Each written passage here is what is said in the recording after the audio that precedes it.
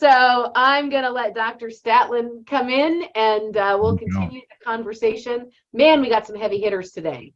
This has been amazing. A lot of heavy hitters here. So here he is. If Jeff comes online, I'm going to let you guys chat and I'll see you on the other side. All right. Thanks, Lee. Dr. Jeffrey Statland, welcome. Thanks for being here. Yeah, thanks for having me.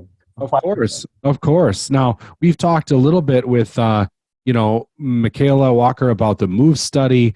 You're co-director also of CTRN. So there's a lot of things I think you can bring to the table here. I want you to dive right in. What are some of the things that you wanted to make sure we cover, make sure you talk about with us today? You got the attention of the community, I hope, right here. We're occupying Facebook here, doing this crazy radiothon thing.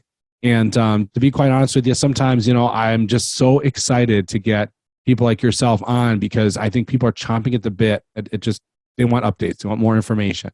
So what can you give them? Yeah, sure. So how in the United States, we've heard a lot about our government, funding this infrastructure plan, right? A large plan to sort of rebuild our infrastructure, create not just the roadways, but all the different elements that are required for us to be ready for what's coming, in the 21st century. And so I think in the same way, we've been working in FSHD probably for the last 5 to 6 years to build the infrastructure to support what we see are, a lot of clinical trials coming. And so part of what I've been doing is working with my colleagues, Robbie Twill at the University of Rochester, but really with FSH researchers all over the world. And we've been working to figure out how we can lay the infrastructure to do these studies. Because I think in a rare condition like FSHD, it takes a lot of us working together to really make some forward progress. So we've got sites. We now have 25 sites literally all over the world, in Europe, the United States. We have people joining us from Canada, from South America, potentially from Australia coming this year. So we're very excited about these collaborations. Getting everyone to do the same things in the same ways, this helps us do a few things. It helps us get each of those individual locations ready. So when there are clinical trials, the sites are ready to host them and do them in a high quality fashion. But it also helps us understand FSHD. I mean, there's a lot of things we still don't know about FSHD that we really need to answer, not just to prepare for trials, but also just to help improve our level of care for people. And so I see myself as building infrastructure. Yeah, that is a great reference point. I mean, we know that, and that takes money, that takes funding, that takes, awareness, of course, as well, participation. Those have really been the kind of the key themes I'm seeing here within the first hour and a half of that we've been on. Is those are the things we need, and that all comes from community. That all comes from the community of people that are watching and being, participants in hopefully this event, and becoming even more active if they're not yet, getting more active if they are, and so forth. Yeah, no, I should just say that, like, when for the work I do, I have people who are helping us that run all the way from single individuals to, foundations like the FSHD Society, obviously our government, the National Institutes of Health, and companies. Many of the companies involved in the space are willing to collaborate in sort of a pre-competitive area to help get things done. And we've been really committed to getting the voices of all people involved. So like in our executive committee and the people who tell me what to do, we have people with FSHD, we have people from advocacy, people from industry. So we really try to get all the voices, involved to make sure that we're addressing the needs that people actually are identifying. Mm-hmm. Yeah, it's when I was talking to Michaela about, what are the things that hold people back, do you think? What are it's probably the first step. How do I get active? And what am I going to expect? And she mentioned also being about halfway through on that MOVE study of participants. And I can see even like the look at your face, right? It changes like, oh yeah, we're halfway, but halfway yet to go, right, Jeffrey? I mean, so What's going to help us kind of help you push it down the line farther?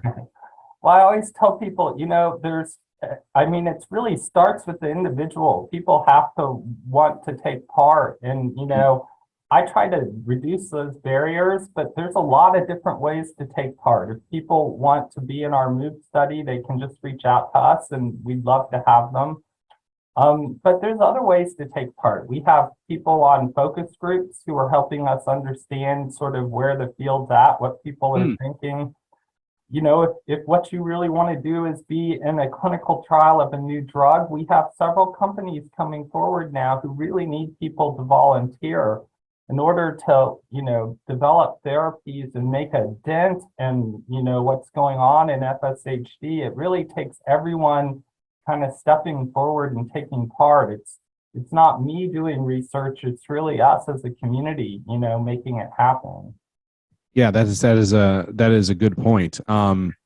If people feel reluctant to get involved, even like you mentioned studies, and you kind of hinted, well, there's other ways that they can get involved, the focus groups and whatnot. Speak a little bit more about that. Those other avenues of involvement that could be used. Yeah. So, for example, if we're planning a study, it usually starts with the site. We sort of develop a need. We say, well, we need to understand what happens to people over 2 years.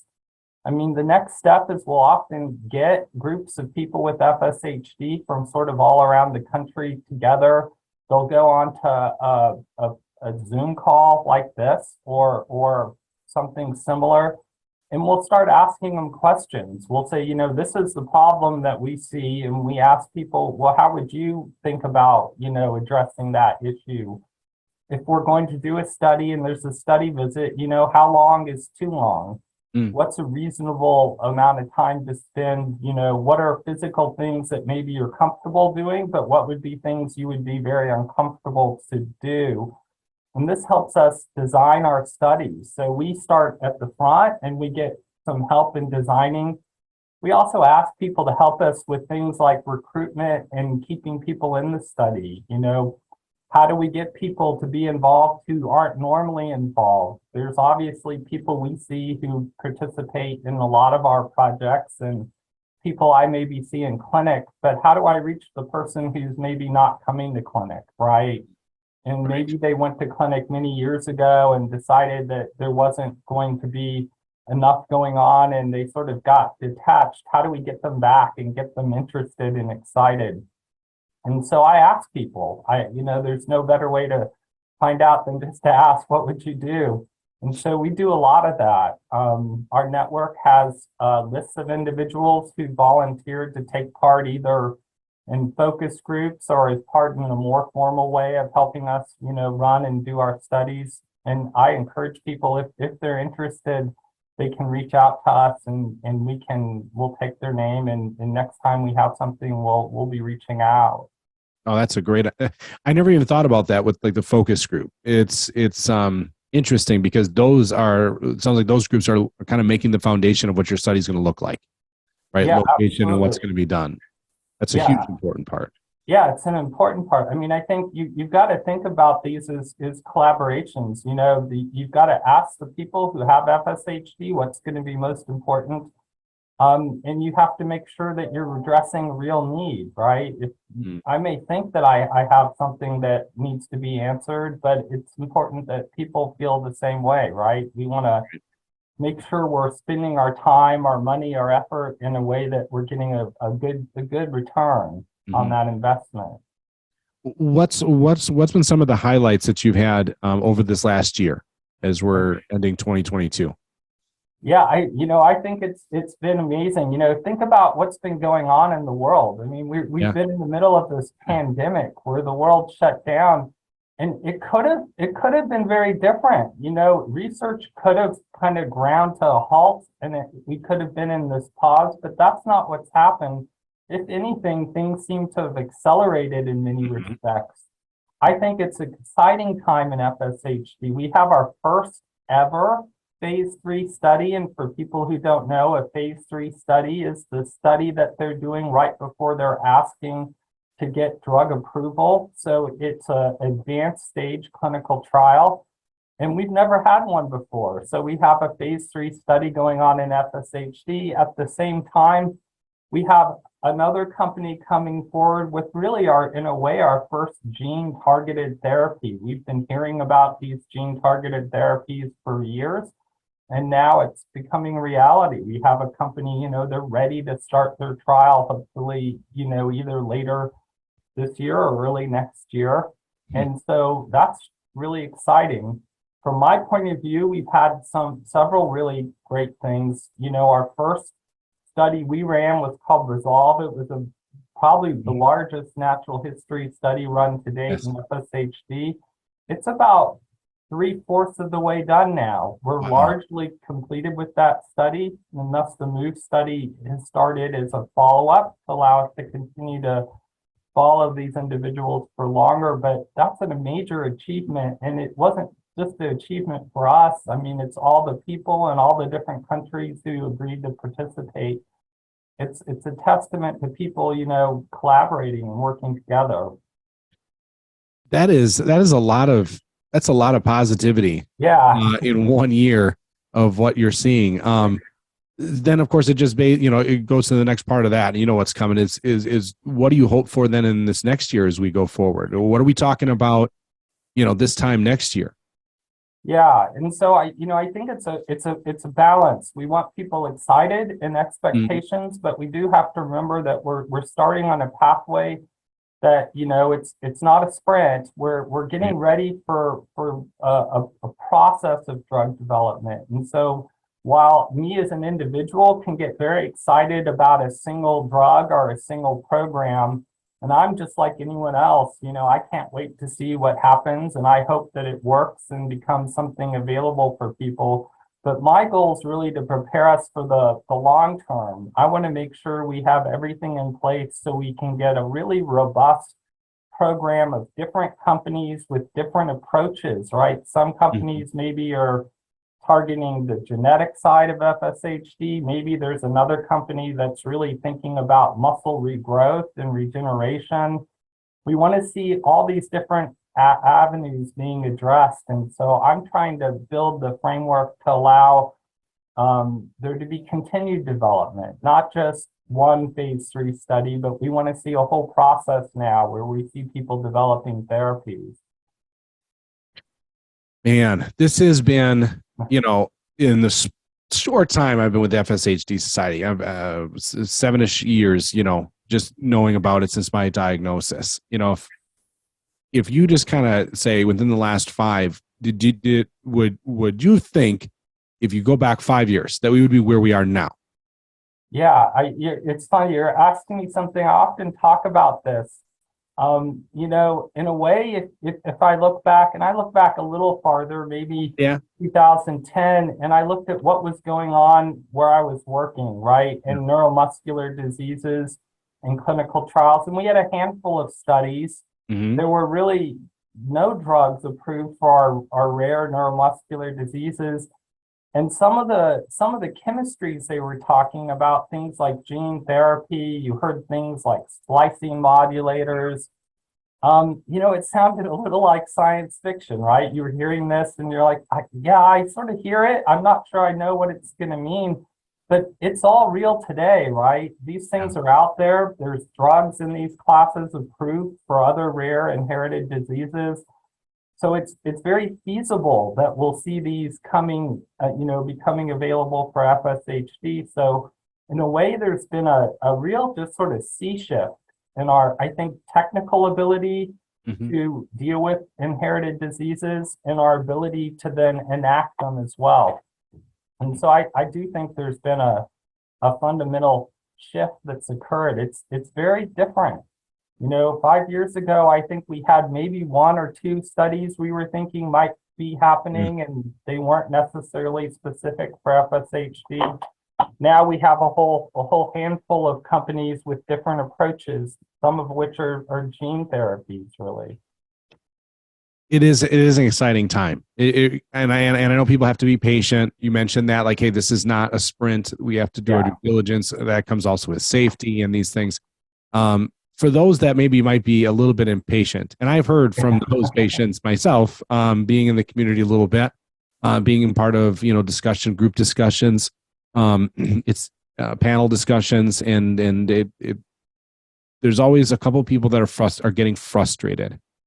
What kind of advice would you give from your vantage point on the part of the community that's a little frustrated?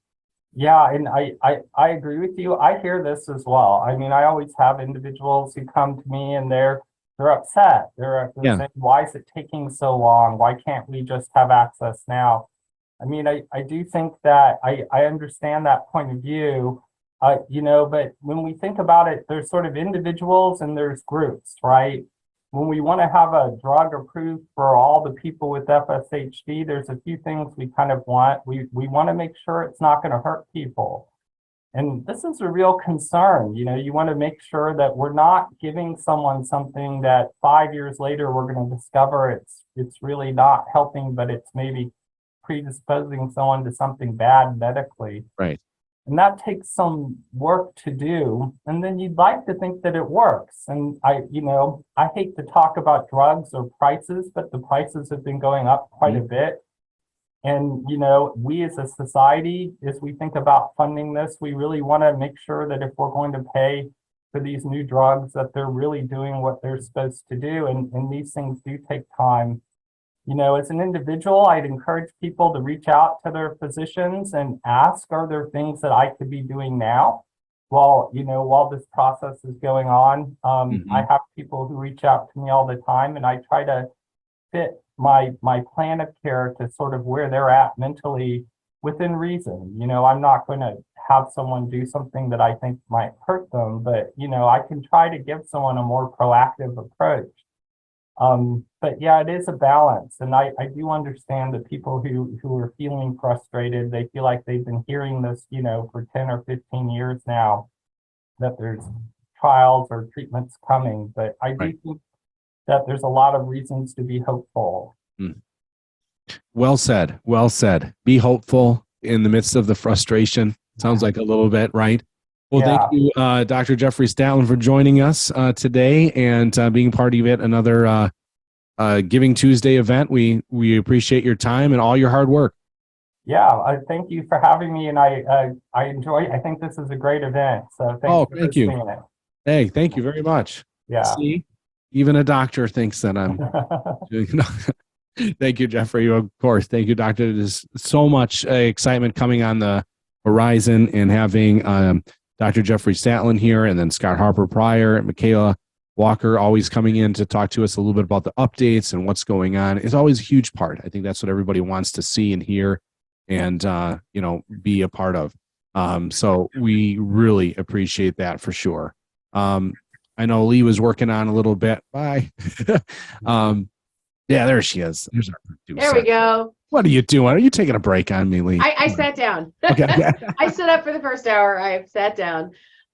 He is so just calm and reassuring, and his tone relaxes me. But he's so hopeful. He's a really important player and a really important part of our community. So I'm always thankful when he agrees to join us and be a part of the conversation. Absolutely. That was definitely a 1-2 punch, though. Right? We had some seriously heavy hitters on this morning.